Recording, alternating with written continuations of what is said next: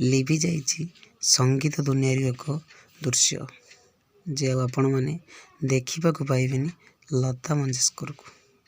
ଆଜି ଲତା ଦିଦି ଆମ ପାଖରେ ଆଉ ନାହାନ୍ତି। ଭୋର 4:30ରେ ଆଜି ସେ ପରଲୋକ ହୋଇଛନ୍ତି। ଆଉ ଲତା ଦିଦିଙ୍କ କଣ୍ଠରୁ ଶୁଣିବାକୁ ପାଇବେନି ମଧୁର ସୁମଧୁର ସଙ୍ଗୀତ ସ୍ୱର।